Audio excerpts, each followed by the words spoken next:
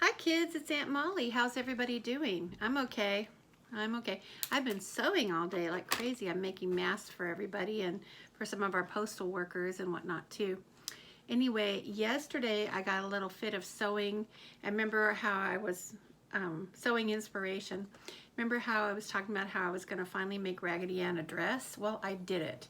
I made her a cute little dress out of felt. Now doesn't that look better? And you can see I gave her a little hair bow, boop boop. And I made her a little sack dress with little cap sleeves, and I repurposed her pinafore to make her a cuter pinafore. So this is an old doily that I cut and I sealed with I sewed it, but I also sealed it with nail polish so it wouldn't run, and also the ends of her ribbons. That's loose. We don't want that loose. We want that to be tied tight. And I put a hook right in there, and then this snaps and it's got elastic in it. And this is a doily that I cut the center out of, and the center of the doily is a flower on her little what's it called, the pinafore. Yeah, I have on a it's an apron. I have on an apron today because I've been busy doing stuff around the house and I don't want to get my shirt yucky. So when you're working, sometimes you wear an apron. And back then, kids wore an apron over their dresses because it kept the dress clean longer. So if you dropped food on it or whatever, because I guess they only washed clothes once a week back then or something, I don't know the reason. But anyway, that's Raggedy's new outfit. She does not, however, have on any pantaloons. And my Raggedy that I grew up with had a little under petticoat and pantaloons, and see, so the petticoat would come to here and the pantaloons would come to here. So tomorrow probably I'll make that for her. But doesn't she look pretty? I think she looks cute. And look, she has a Victorian collar just like Aunt Molly. We match, same. Anyway, so I'm gonna catch you up. Oh, sorry. Darn it. I'm gonna catch you up on the story of the three musicians. And I think I might have backtracked a little bit, but it doesn't matter. I may be the only one watching my own videos. Who knows? But it doesn't matter. None of that matters. The fact is, if you need to see me or hear my voice or anything like that, you can come on here and listen to stories. And I realized today that I miss all my kids. I really miss all my kids. So if you want to FaceTime with me or anything like that, you just feel free. Oop, sorry, I'm not supposed to touch my face. Forgive me. All right, so let's go back. Oh, okay. So now, where were we?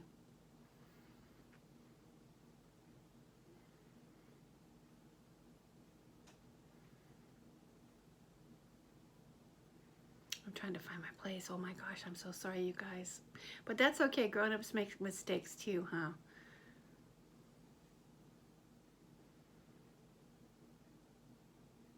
Oh yeah, okay. So the donkey, being the tallest of the company, marched up to the window and peeped in. Well, donkey, said Chanticleer, what do you see?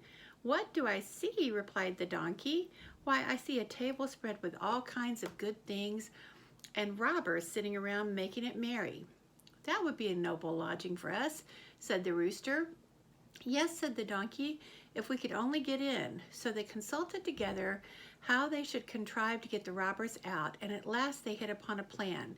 The donkey placed himself upright on his hind legs, with his 4 feet resting up against the window, and the dog got upon his back.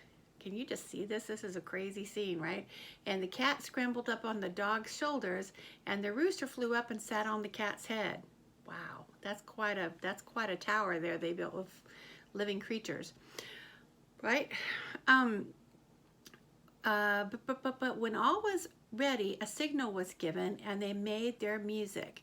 The donkey brayed, the dog barked, the cat meowed, and the rooster cock-a-doodle-dooed. And then they all broke through the window at once and came tumbling into the room amongst the broken glass with the most hideous clatter. The robbers, who had not been a little frightened, that means they were frightened. Some people write kind of funny and don't say what they really mean. Look at that cute. That's a cute lace collar. Would you like a lace collar? That's a lot, huh? Victorian times. They dressed kind of fancy. They wore petticoats and pantaloons and whatnot.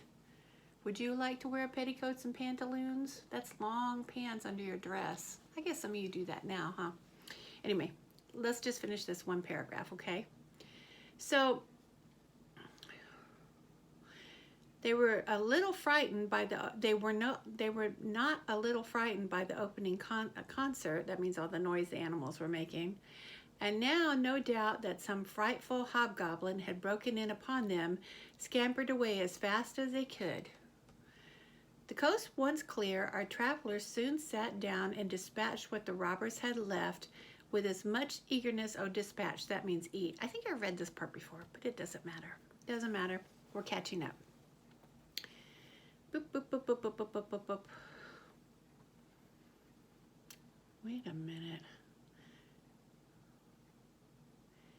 With as much eagerness as if they had not expected to eat again for another month. As soon as they had satisfied themselves, they put out the lights, and each once more sought out a resting place to his own liking. The donkey laid himself down upon a heap of straw in the yard. The dog stretched himself out on the hearth. Yeah, we read this last night, sorry. Before the fire. And the rooster perched upon a beam on top of the house. And as they were all rather tired with their journey, they soon fell fast asleep. But about midnight, when the robbers saw from afar that the lights were out and that all seemed quiet, they began to think that they had been in too great a hurry to run away. And one of them, who was bolder than the rest, went to see what was going on. Finding everything still, he marched into the kitchen and groped about until he found a match in order to light a candle. And then, spying the glittery, fiery eyes of the cat, he mistook for live coals and held the match to light them. But the cat, not understanding the joke, sprang to his face and spat and scratched at him. So the cat went.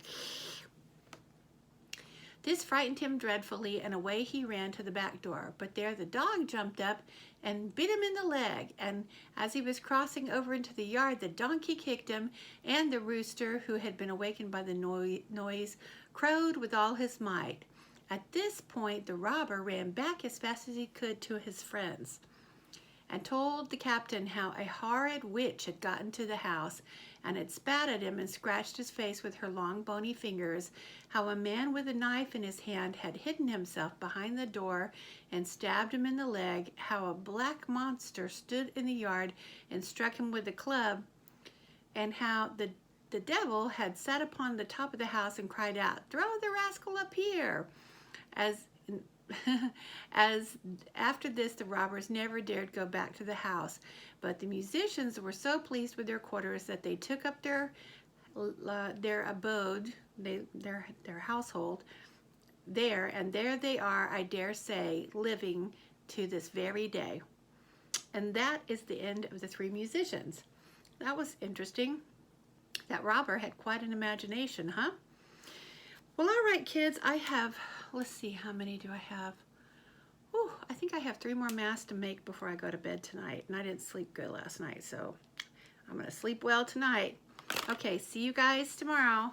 Raggedy says bye. Bye. Good night.